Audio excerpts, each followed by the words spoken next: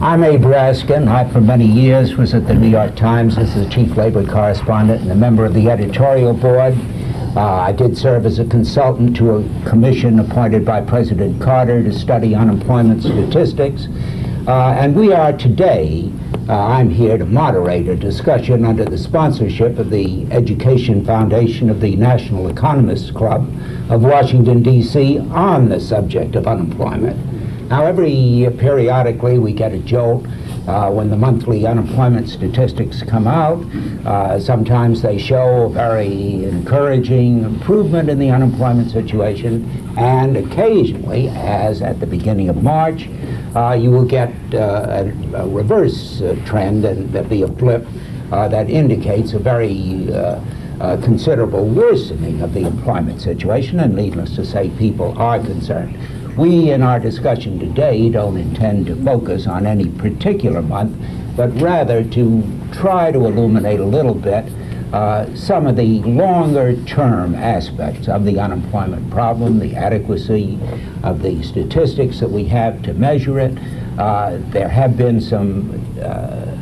There's been some real concern over the fact that in the whole post-war period, we seem to be at each level after every turn of the business cycle to level off at a somewhat higher rate of unemployment, and to illuminate some of the factors, first of all, as to the adequacy of the figures and their significance, to the structural considerations that may be at work here. We're fortunate in having two highly qualified economists.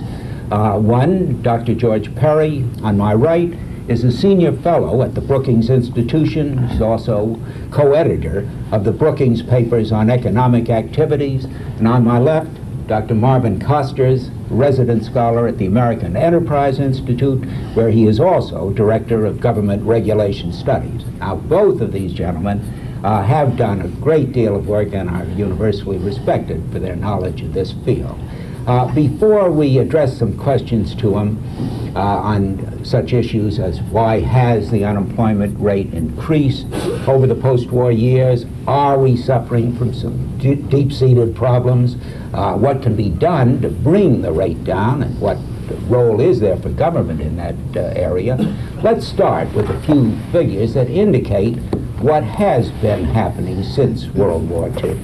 In the first decade, the first full decade after the war, from 1950 to the end of that decade, the average annual rate of unemployment was 4.5%. In the next decade, the decade of the 60s, the rate leveled off as an average at 4.8%.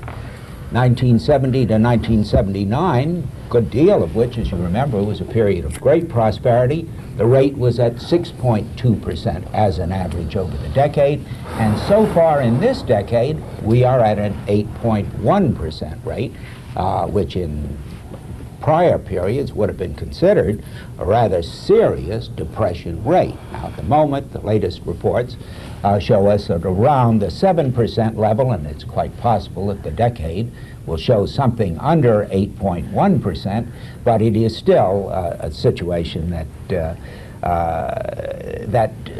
has caused and first of all causes enormous distress to the people who are unemployed, and that raises questions. So let's start, Dr. Perry, if you would start first with your view of what is happening, what accounts for this worsening over the long pull of unemployment.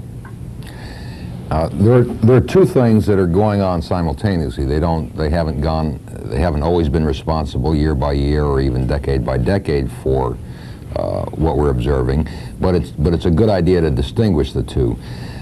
One is that there has been, over a part of this period at least, a change in what we might think of as the full employment level of unemployment, or what some economists call the structural level of unemployment. Then on top of that, I think we've observed worsening economic performance with respect to unemployment. Now let me say a little bit more about what those sort of two ideas are. An unemployment rate of 0 is not attainable. We have an economy which is continually in flux. We have people changing jobs. We have people entering the workforce. For all these reasons, we don't think of no unemployment as being a full employment point. Rather, there's an amount of unemployment that represents a well-operating economy which still has some transitional, frictional unemployment going on. And the unemployment rate that would characterize that situation has changed through time, and it's changed. The thing we can identify most responsible for this change is changing demographics in the workforce. So that when we went through a period when a great many young people were coming into the workforce, the baby boom generation, it was natural to expect the structural or full employment unemployment rate to be drifting upwards in that period. This is because young workers have fewer job attachments, less strong job attachments. They change jobs in the course of developing a career path. And each of those transitions represents, in the monthly unemployment statistics, is likely to represent a spell of unemployment. It may be a very brief spell, but it will represent a spell of unemployment.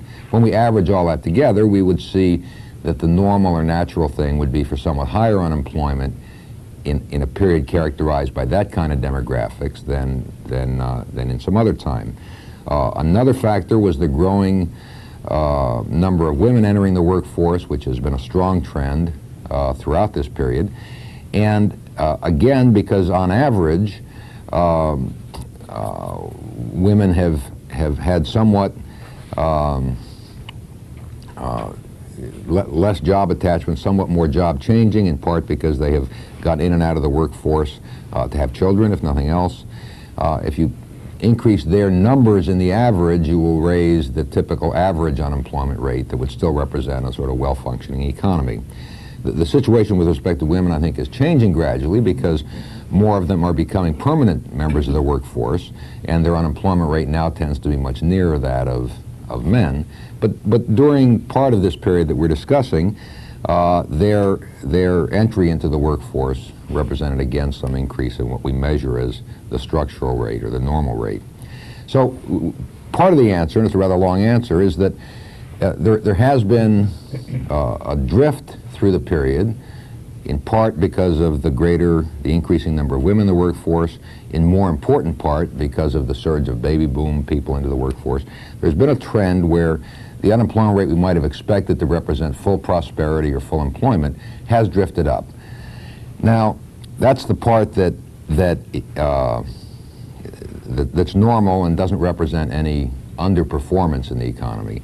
Then, on top of that, there has been a rise in unemployment related to what you might call just the inability of policy to steer the economy as well as they would like to. This has represented mainly the dilemma of finding that when you push the economy to high prosperity levels, you find yourself with more inflation, and then you try to fight that inflation, and so you end up running a somewhat looser economy in order to wring inflation out of the system. That, while we usually think of that process as being cyclical, something that lasts over only a few years, in fact it characterized this long stretch of time as well. So we went from a period that started with a lot of price stability in the early 60s to an economy that got very low unemployment but generated a lot of inflation by the end of that decade. Then we went through the 70s, a period when, in trying to get the inflation out of the system, we let unemployment rise.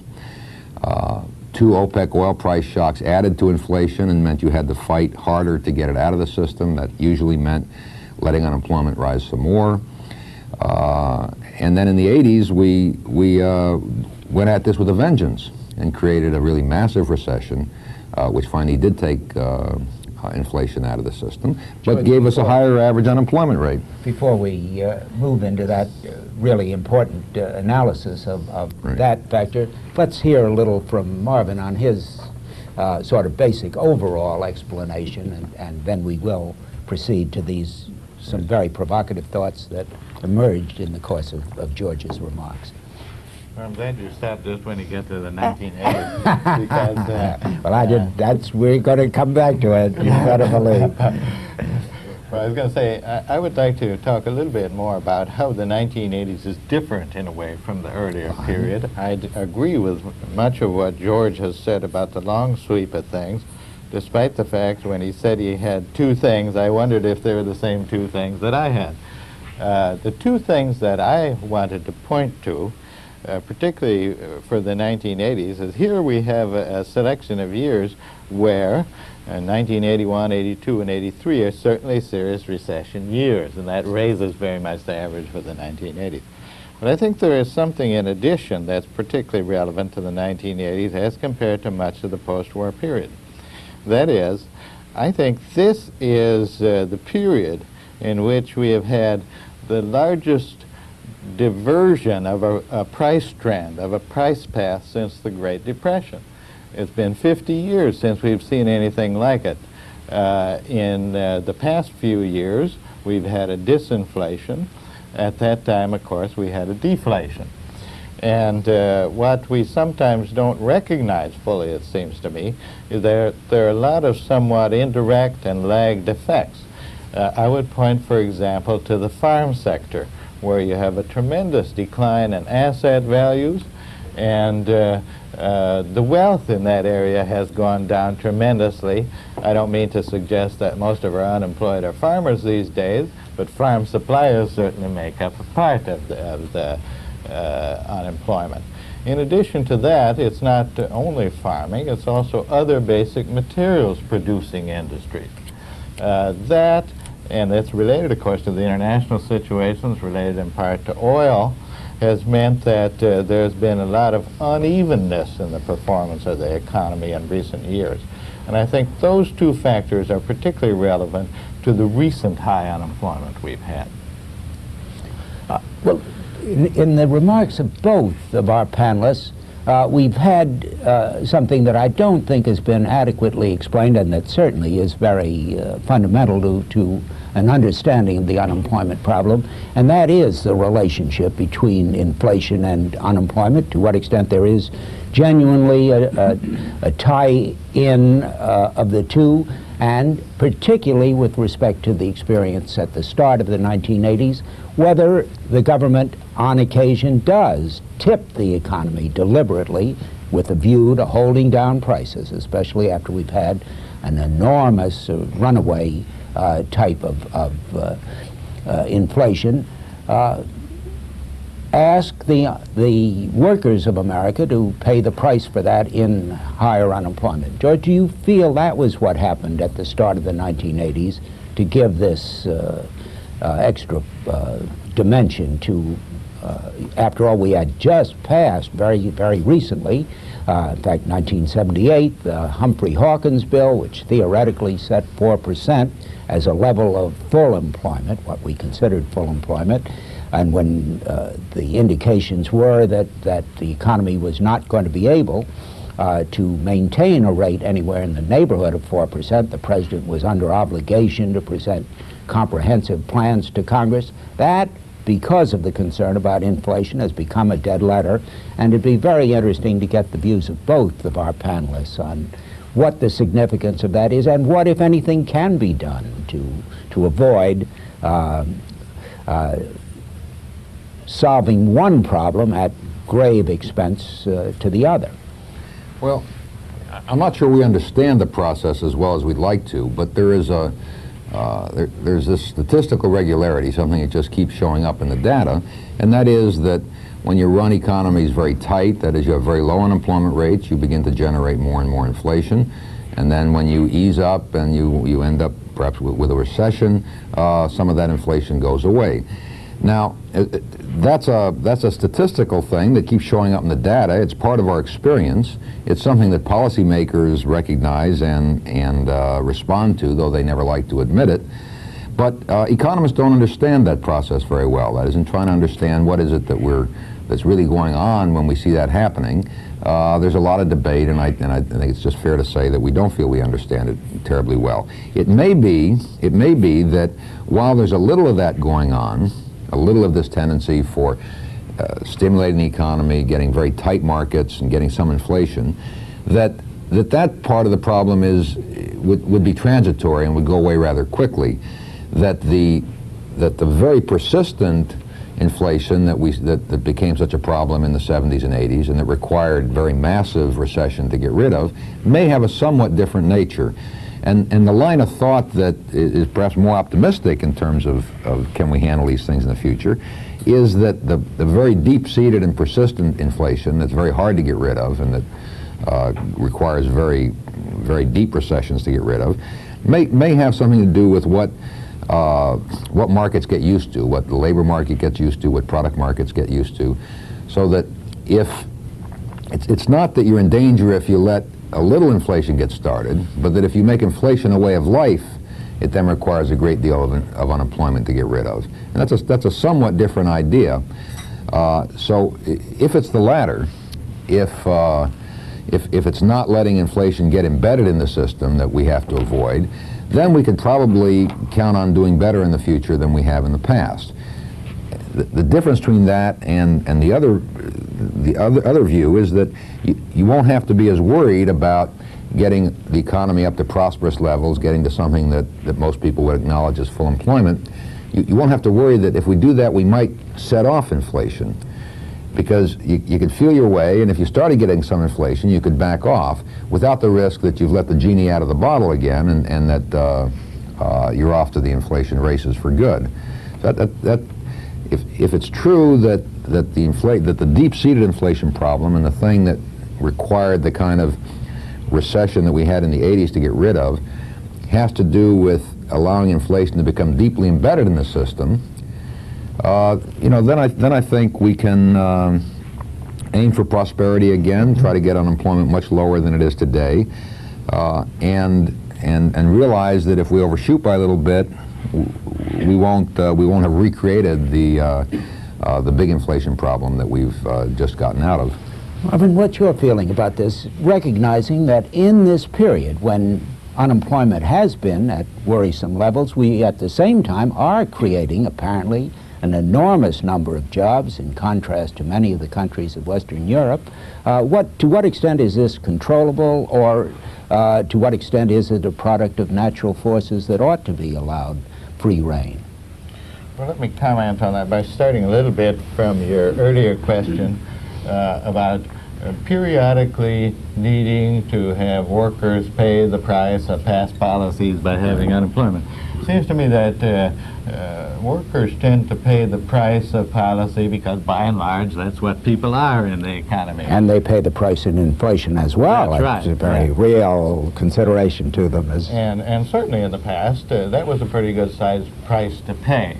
That is, there were very unhealthy conditions in terms of real incomes during the last part of the 1970s, by 1980, for example.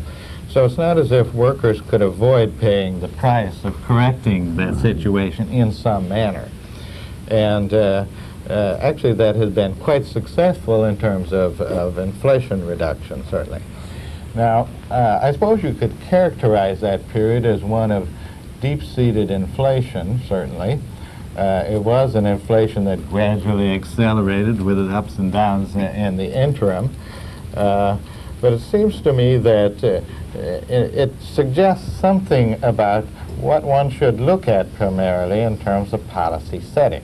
What it suggests to me, at least, is that rather than saying, well, we ought to avoid getting too much inflation because it might become deep-seated, we ought to say we ought to try to steer our policies in a way that maintains price stability or comes quite close to that, and we should pay less attention, in a certain sense, to whether we have full employment or not, partly because we don't really know what that is, it seems to me. There is a definition of it in the Humphrey-Hawkins Act, but I doubt very much whether that definition has been realistic at any time in the post-war period. I certainly don't think it's realistic right now. We may be able to get unemployment down somewhat from where it is now. I expect we can. But I believe that we should, in a certain sense, look first at maintaining a stability in the price level, and then try to improve the unemployment situation consistent with that sort of stability. George, I really do you... have to disagree with yes, that I a little wondered bit. whether you I really have to full disagree accord with that. It sounds nice, and it would work if you knew that the economy had a natural tendency to reach full employment. If you knew that all you had to do was worry about prices and employment would take care of itself, then of course what Marv suggested is the obvious answer. The world doesn't work that way at all, as near as I can see. All you have to do is look at Europe. Europe has had rising unemployment for over 10 years now, and I don't mean a trend of rising unemployment, I mean year after year. If you asked the Germans how did this happen, they'd say, well, we're concerned with price stability and we know that employment will take care of itself. So much for that particularly simple answer. The other thing I'll just comment on that Marv said, that workers are going to pay the price anyhow. That they're going to pay the price in the form of inflation and lost real incomes if they don't pay it in terms of unemployment. That I think is not true, and all you have to do is ask workers who get unemployed whether they're indifferent between 1979, the period when there was some inflation for everybody, and 1982, the period when there was a great deal of unemployment for a few, not just a few, but a few relative to those having work. Those are not equivalent situations, and we shouldn't imagine that they are. We shouldn't imagine that all states of the world are equally good for everyone in the workforce. Cyclical unemployment is a very, very severe problem. Now, since we're regrettably under some time pressure, and we do want our distinguished audience to get a chance to ask us some questions on this really limitless field, let me ask both of you just briefly to comment on whether you feel that there are, in the current situation, in terms of structural or other demographic considerations, other than those that were mentioned at the very start, things that account for the high levels situation, of course, in steel and the metalworking industry is one aspect of it. Teenage unemployment, a chronic problem. To what extent do those create a special problem, and what, very, very briefly, in the judgment of both of you, could be done about them? Marvin, why don't you... Marv? Well, yeah, why don't Marvin start? Well, let me start by saying a word about steel and related industries. I would guess that to some extent this has increased our unemployment rate in the recent past. It's one of those imbalances that I pointed to earlier. I don't think the number is terribly large. One hears about displaced workers these days. If I had to guess, I would guess that maybe in recent years we've had maybe half a billion displaced workers. 500,000, sorry. Right. Get mixed up in these government numbers here. Most of them are billions these days. When you're talking about inflation, that you're... and maybe another 500,000 or so don't know whether they're displaced or not. So I think it's a factor. I don't think it has had a major influence on the unemployment rate in terms of... Of course, they're concentrated often in particular localities and regions. Yes, that's true. George, I'm sorry. Oh, go ahead. George, what's your feeling on... Well, I think most of the structural problems, most of the things that we thought helped account for a drift up in the full unemployment rate, that is, in the unemployment rate that would occur at prosperity, most of those factors have gotten much better. That is, the demographics have gotten much better. The baby boomers are now maturing adults, and their unemployment experience is much lower. We could achieve, on those grounds, substantially lower unemployment, I believe, in the next few years than we achieved during the 70s.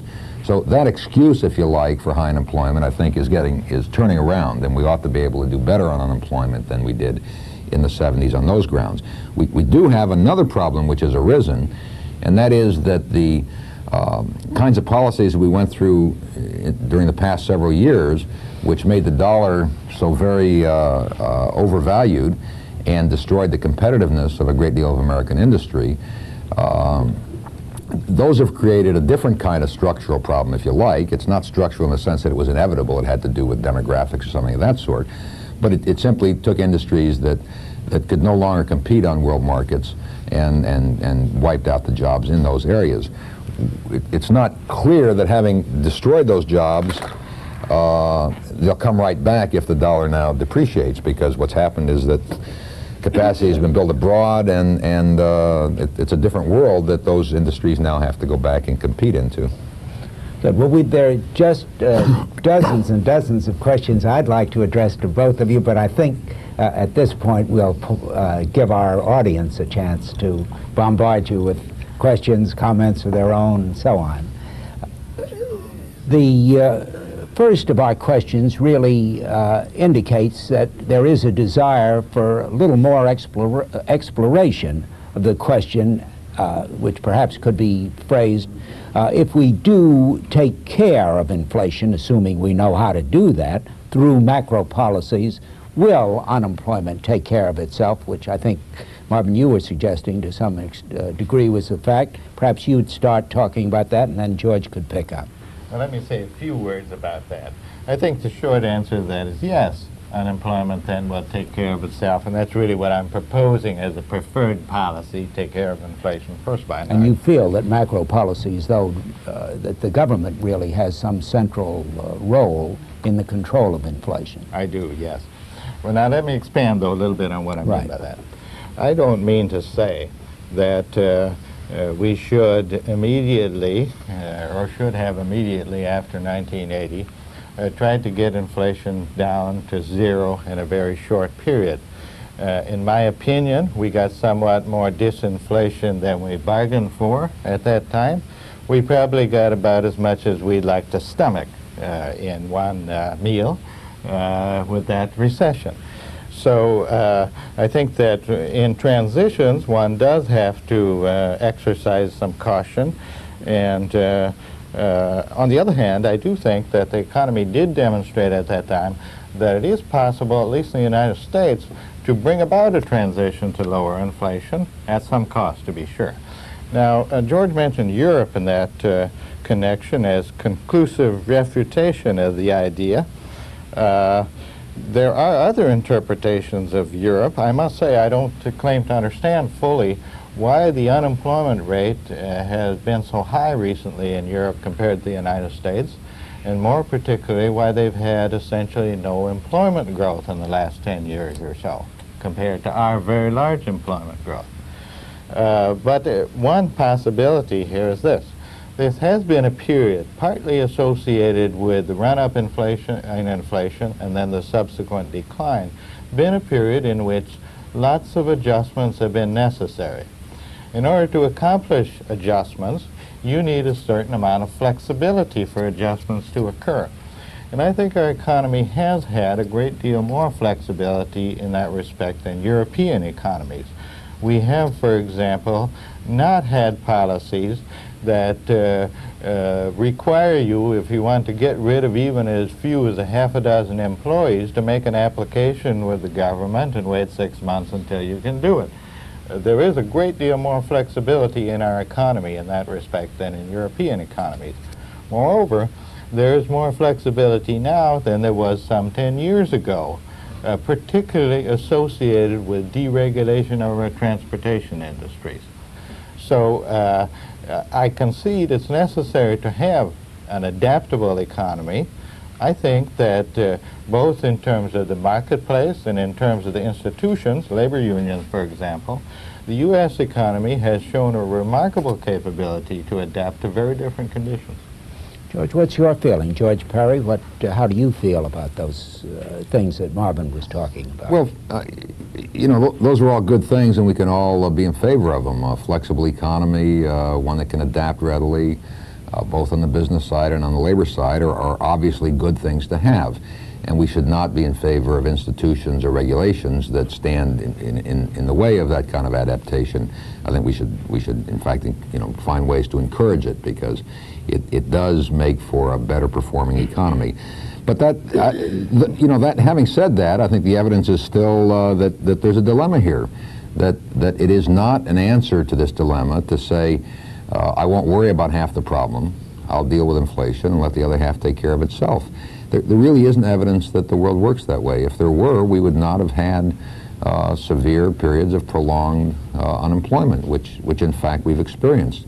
I'm not even going to judge for the moment whether those trips were worth the cost, whether Europe has done right to have a decade of of virtual depression.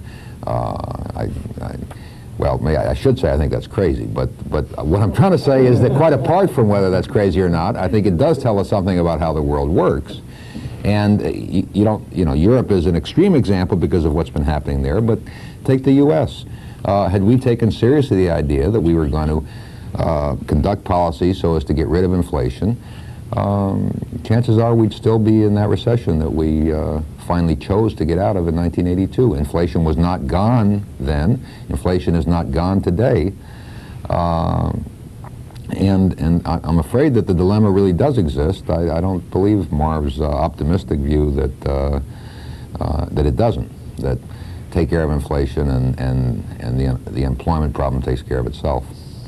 Well, there is a good deal, and this reflected in the questions we've had from our audience of economists, all of whom are experts in this field, considerable divergence of view as to whether over the long pull, with the changes that are occurring in the economy, we are heading into a situation of acute labor shortage rather than surplus. And we also have, up to this point, not addressed ourselves to the very real and persistent problem we know we have with respect to people coming into the workforce for the first time, the teenage unemployment incubus, which rests so heavily on our economy and causes so much distress. Marvin, why don't you take a crack at those, both aspects of our, is the outlook, what with automation, for more unemployment or for less, and will we have a real shortage, and what about the problems we have today of absorbing big sections of our potential workforce? Well, let me start with teenagers and say a few words about that. Unemployment rates for teenagers have been very high, particularly for black teenagers, 40% or somewhat more. I don't want to be seen as defending that as acceptable, but I do think it's important to place that in a certain perspective. First of all, teenagers are kind of diverse lot.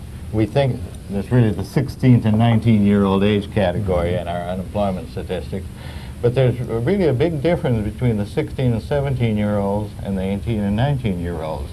If you look at the question, what do 16 and 17-year-olds do? The answer is, by and large, if they're female, they babysit. If they're male, they mow lawns or do other odd jobs.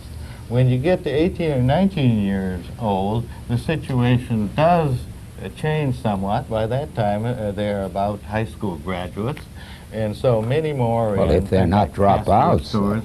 Or dropouts, one or the other. At least they've aged. We know that. In any case, it seems to me there's a lot of difference between what one thinks of when one thinks of the early stage of the teenagers and the later stage. Right. I also think it's important to look at teenagers as compared to the 20 to 24-year-old age group. Actually, that is an even more different kind of transition. And that is, when you go from the teenage years to the 20 to 24-year-old category, what you get is something like a doubling of the labor force participation rate and a halving of the unemployment rate. That's roughly speaking the case. So it seems to me that's an important transition area from a world of school or dropping out and so on to moving toward a more permanent attachment to the Now, workforce. how does the ending of the baby boom affect your thinking about the teenage problem? Is it one that's going to evaporate rather quickly, especially if something is done to improve the educational system? It will not evaporate. There will be fewer of them. And consequently, it seems to me likely that their relative wage might increase a little bit compared to adults or be pressed down less than it was when there was a very large baby boom. However, teenagers will remain distinctly different from adults, and so will the 20 to 24. Now, Marvin, let me just interrupt you at this point, because I did put a lot on your plate, and maybe let's have George address himself to the teenage problem, and then we'll get back to the longer perspective on whether we're heading into a shortage or a surplus. Yeah, to start at the end, the teenage bulge is getting smaller and smaller. It's not a bulge, it's whatever the opposite of a bulge is at the moment. And so that is an impact on the overall unemployment rate is getting smaller. We should be able to see lower overall unemployment rates, and good performance will mean lower overall unemployment rates in the future. But let me get to the new entrants question, the teenage question. Marv described some reasons why that group, as a group, will typically have higher unemployment rates than adults will, and that is because of a lot of job transitions, a lot of very fragmentary job attachments with brief spells of unemployment in between. That's all well and good, and I certainly agree with it, but that doesn't really address the question of do we have a group that has a serious structural unemployment problem? And the answer there is yes.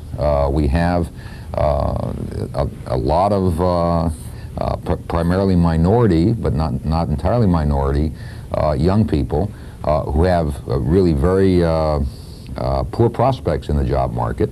And there, I think we're asking a deeper question than just sort of a technical unemployment question. We're asking, do we worry enough about education? Do we worry enough about job training and things like that? Those problems don't evaporate, by the way, simply because people get older. They do to a degree. That is, there's improvement, but there's also a great deal of discouragement. There's a great deal of feedstock for crime in that kind of a sort of work situation, and I think we ought to be taking that very seriously. Part of what I'm trying to say is that part of the teenage unemployment problem really is a pathological problem with our society, and one we ought to be very deeply concerned with. And then a part represents just the normal transition thing. But I think it'd be a great mistake to believe that there isn't a really deep and important problem in those numbers as well. Not only do some of these people get older, some of them just vanish from the statistics, which tells you they're up to things that are bad for them and bad for the economy. Well, now, I think we're at a point, and this again is reflected in our questions, where we ought to be addressing ourselves, Marvin, to the overall outlook as both of you see it. First of all, perhaps we ought to see if we can get a consensus, if indeed any figure is adequate, as to what we should take in this period as a optimum rate in social terms of trying to keep a balanced, growing, healthy economy. Is there some figure? You indicated considerable reserve, about the 4% standard fixed in Humphrey Hawkins, which in practice has not been applied. So starting with first your own thought on where, if anywhere, we ought to be, what target we ought to take for full employment. Then what is the outlook with the changes from a production to a service-oriented economy and the very rapid advances in many fields in technology? What is the outlook? Is it one over the long haul for nobody having a job, for everybody having a job, or having shortages, having surpluses? Where do you come out, Marvin? And then we'll ask George how he sees it. I think it's a situation in which people will have jobs. At least so far, the fraction of people of working age who have jobs has increased rather than declined. A large part of that has to do with the increase in labor force participation of women over the years. And that has continued, even speeded up to some extent in the last 10 years, to some people's surprise. I think that we have an economy in which we can provide jobs for the number of people that make themselves available for work. I think we've demonstrated that to some extent, with some bumps along the way, to be sure. So I don't see the problem of fewer teenage workers and fewer young people as being a serious problem for the future, either in terms of shortages. There will be fewer workers available for jobs. That might reduce employment growth. On the other hand, we will have a larger fraction of prime-age people in the workforce, which will tend to improve growth somewhat. Now, I see that you've stayed away from any magic number. I'm sure that was not totally accidental, but can we ask you to address yourself to that question?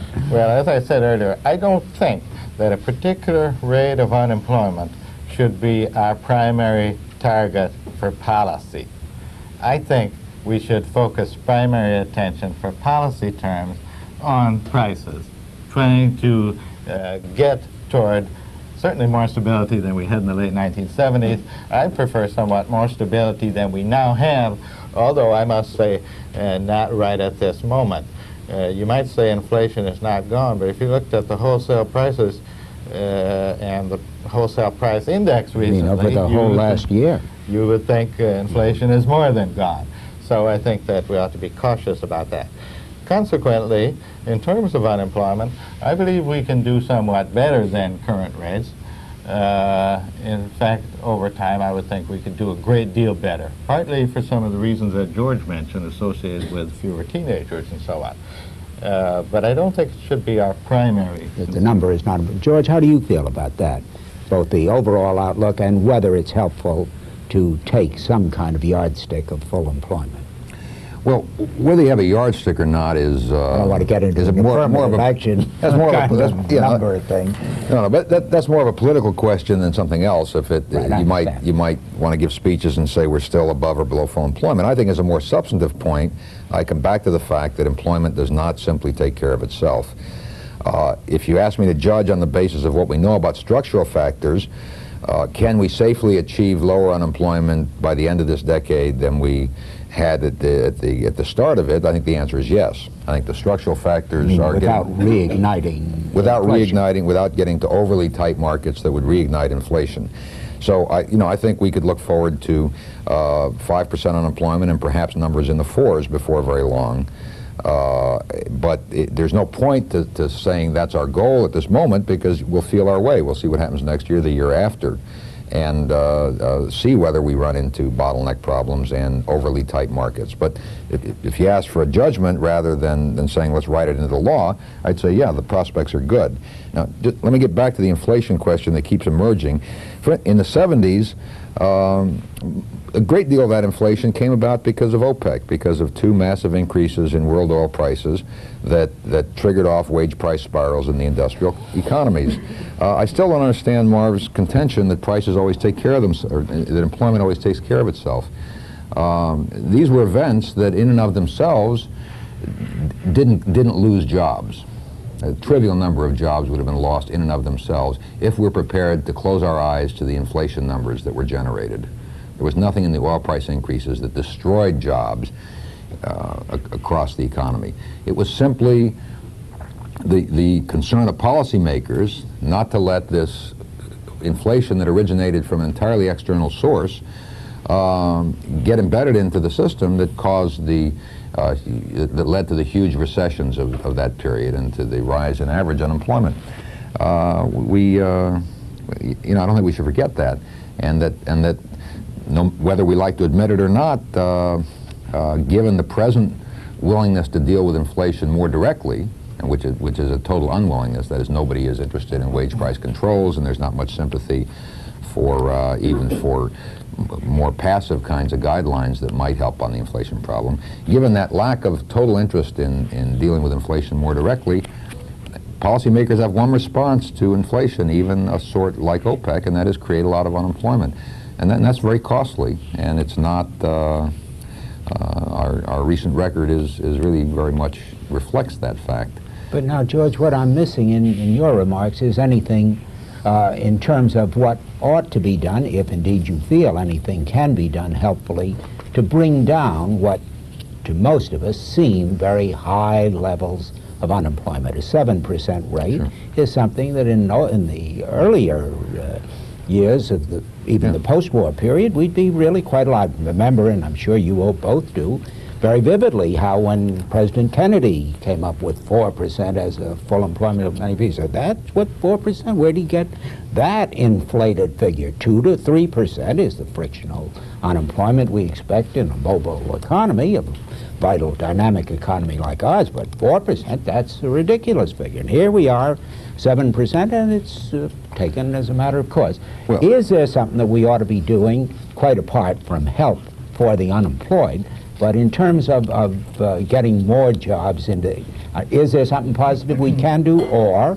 is the end effect of government interference in that field more hurtful than helpful? Well, I don't think we need government interference directly for the overall unemployment rate. Let me give you a quick 2-part answer to your question. think there are some hardcore problems, and we've talked about the teenage problem as being one, where I think we have our head in the sand if we don't believe that the government has a role to play, both directly and indirectly. Directly in the job training area, indirectly in being a lot more supportive of education than we have been. It's a strange fact, but it does cost money to run schools, and it costs more money to run better schools, and we better stop kidding ourselves. But apart from that, there's the question of letting the overall economy grow enough to absorb the unemployed and to create more jobs. The fact that we've created a lot of jobs isn't to say we've created enough.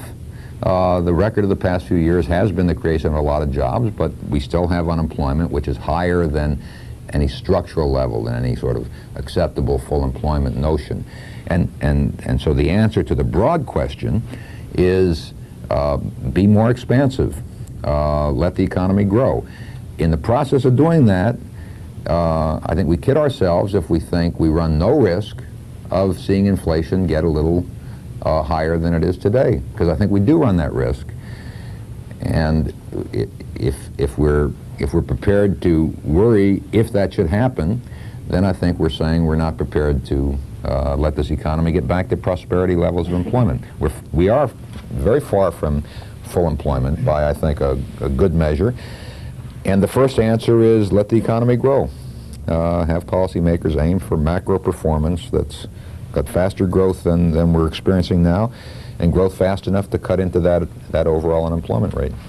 Now, Mark, would you like to supplement your answer a little bit on that, and taking into account now the fact that we have, whether it will survive, we're not dead sure, but at least as of this moment, the Graham-Rudman bill, which is going to affect government activity in every field, and certainly any expansion in the direction of trying to stimulate the economy.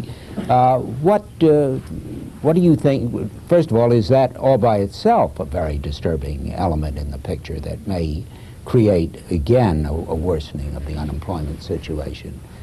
Well, first, I'd like to say, kind of in parallel with what George has said, my comments about teenage unemployment should not be taken to imply that I'm not concerned about that problem area. I think it is a really serious problem. No, I think it was clear area. that both of you recognize that. But I'm not at all sure that we're going to put many more 16 and 17-year-old babysitters to work if we expand the economy faster. And that's my real point. That is, that segment of the workforce is in a significantly different kind of employment situation than, prime age adult workers. No, but I'm speaking of the prime age adult rate, which I think is still much too high. Okay. Now let's get to the prime age adult rate. You mentioned Graham-Rudman, Mr. Raskin. I'm not sure what George has in mind with the more expansionary policy than we now have. I'm not so uncomfortable with our current policy. I don't think I would be favorably inclined toward a more expansionary policy than we have seen in the recent past. So I guess I would ask whether George has in mind a more expansionary fiscal policy than we now have, or than is implied by Graham-Rudman over the next couple of years. I'm not sure what his view about that would be, or whether he favors a more expansionary monetary policy, or something else, or both, or what. I'm not sure what it is we should do at the present time if we should strike for more expansion. In sort of broad terms, George, are there some directions you'd like to point for governmental activity? The answer is not the answer is not mysterious. The Federal Reserve looks out the window and sees where the economy is going and knows whether it needs to push down on interest rates in order to help it grow faster, or resist the economy by letting interest rates rise some. So whatever you're doing to the budget, and I think Graham-Rudman says we want to get rid of the budget deficits or reduce them sharply for independent reasons that really aren't related to growth, monetary policy has to offset that and has to provide the stimulus to keep the economy growing quickly. The evidence is the economy has really stalled. It's dead in the water for many quarters right now. And yes, I mean a more expansive monetary policy to get us back on a path of faster expansion. I don't have any problem at all with that. I think inevitably it may generate some upward price pressures. I don't think they'll be severe, and I don't think they'll be a new permanent burst of inflation. But if we're not prepared to do that, then I think we're saying we don't care about employment. Let me direct your attention to two particular aspects that are really parenthetical, but at the same time are quite controversial as to ways of dealing with the unemployment problem that we have. One is the proposal that is pushed very energetically from time to time and then slips back into the haze of a sub-minimum wage as an approach to solving the unemployment problem. Is that helpful or not, remembering that the unemployment, that the current rate of $3.35 has been in effect so long that many people insist a full dollar more ought to be in it just to keep it at the level of purchasing power that it had in 1981 when the last adjustment took place. Now, what do you have any feelings about that before we turn to another question I'd like you to address? Well, let me very briefly give my view about minimum wages. Minimum wage in real terms has eroded since 1981. I think that's a very good thing. I would not favor at this time, maybe any time, a teenage differential. Right. One reason why I would not at this time, I think it's more likely that that would take the form of an increase in the minimum for adults than it would a decline in the minimum wage for teenagers. And I think that on the whole, it's been very desirable to have a reduction in the real minimum wage. Teenagers are very importantly affected, but we should remember also that some 2/3 or so of workers affected by the minimum wage are adults, and I would like to see more of them employed rather than fewer. George, what's your feeling about? Well, I really disagree with that. The minimum wage is disgracefully low as a living wage for people. So if you say, well, it's not just the teenagers, they're the only ones that probably could get by on the minimum wage. You know, a worker with more responsibilities can't. So the idea that pushing the minimum wage lower and lower is the right answer, I think, is not correct. The problem here does have to do with a strong economy. It does have to do, in the case of teenagers, with problems which are very deep and have very little to do with the minimum wage. And to keep coming back to that as our only answer to this problem, I think, is kind of a bankrupt idea. You don't generate that many jobs, and the people already having those jobs take a big reduction in their incomes. So for whatever small improvement in jobs you get, you create a lot sort of worse income situation for the people who would have been working anyhow.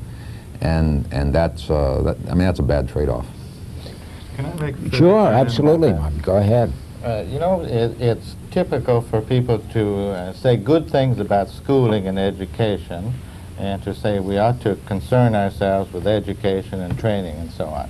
What seems to me ironic in a way is that we are perfectly content with letting teenagers go to school and work there at a zero wage. We even make them pay tuition when they go on to post-secondary school. But we seem to be very resistant to the idea that for those teenagers who say, I'd like a job situation where I get a lot of work experience and a very little pay, we seem unwilling to let them make that sort of arrangement and want to push up the amount that the employer needs to pay so that it restricts his ability to provide on-the-job training. And it seems to me it's possible that there are some teenagers who are better adapted by temperament, attitudes, whatever, skills, to learning on a job than they are in school. Well, now, do you feel that the job partnership idea, which is the current expression of government interest in this field of helping employers create, with tax breaks, giving them incentives to create jobs, is that a helpful approach in your view? Well, it seems to me we need to recognize that whether we take it directly out of the budget with subsidies or give them tax breaks, we don't get a lot of difference in total terms. I would myself prefer to minimize those kinds of effects which have other distorting influences. Partly the paperwork involved usually means that firms, unless they're very large firms, don't take advantage of them. And it seems to me that a simple, non-costly approach to this is to let the minimum wage erode. Now, I think that one ought to ask, though, what about the implications for earnings and incomes of that? Well, for many people, the implications aren't very important, and for those for whom it is important, I'm sympathetic. I would say we ought to provide better transfer payments than we do in those circumstances. George, is there anything you want to say on that, or is it? Not really. If we can really get better transfer payments, I'll be for that. But that's I haven't heard that being advocated lately. Well, I've not heard anybody advocate for a long time the minimum wage as a very effective income support mechanism or transfer mechanism. Well, there is, though, a good deal of concern currently about the degree to which the unemployment insurance system is reaching all of the unemployed in anything like the measure that it should. The labor movement, as you know, is quite concerned about that and says that the figures today are far below the norms of prior years, and that's a very disturbing factor. Let me, though, the other thing that we don't hear anything about, and it's sort of puzzling given the periodic concern about unemployment, is the device of shortening the work week as an answer to this problem. Now, there are, of course, inflationary aspects to that, but I think it's helpful to recall that it was 1938 when the 40-hour standard was established as part of the Fair Labor Standards Act. At that time, the minimum wage was a quarter and went up very quickly to 40 cents. And since then, it's gone up, not nearly far enough in many people's estimation, to $3.35.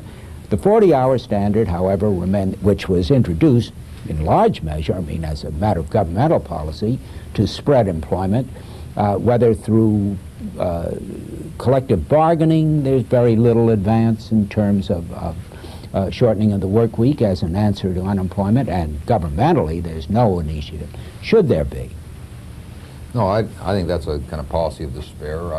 We generate enough demand, and you don't need to shorten the work week. The idea that there isn't enough work to go around, I think, is really not the right answer by any standards.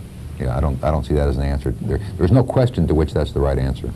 I fully agree with you. Well, we're glad that we've got total correspondence. But now, what about the impact of the age of automation, the information era, and so on? Is that going to be, as new technology has over the long pull, while creating great dislocations in short term, over the long haul, does that mean more jobs in the United States, or does it mean we are heading into an era where there just aren't going to be enough jobs to go around? I think there'll be plenty of jobs to go around. I see no problem with that at all. It does imply some adjustments. It may well be that those adjustments will be associated with somewhat more unemployment. I don't think it'll be noticeable, though. But in any event, I think those adjustments will surely be a cost worth paying. George, what's your opinion? We have just a couple of minutes left on the program. It's always a tough question to answer, because we all know that on a case-by-case basis, automation costs jobs. And yet, the history of economic development, the history of economic progress, has been a continual one of automation, so that we know in the aggregate it doesn't cost jobs. Rather, in the aggregate, it raises real incomes. And it's a little... as I say, there's this contrast between the fact that case by case we know it does cost jobs, and yet in the aggregate it's beneficial, and I think we just have to rely on that history and the fact that the labor force adjusts to not resist automation, but rather to encourage it. We have been discussing the unemployment problem, and we certainly have agreement on the part of both of our panelists that a growth economy is the best address to all of those problems. We've been most fortunate to have Dr. George Perry of the Brookings Institution, Dr. Marvin Kosters of the American Enterprise Institute as our two principal discussants, and a very distinguished panel of questioners from the floor. Thank you very much.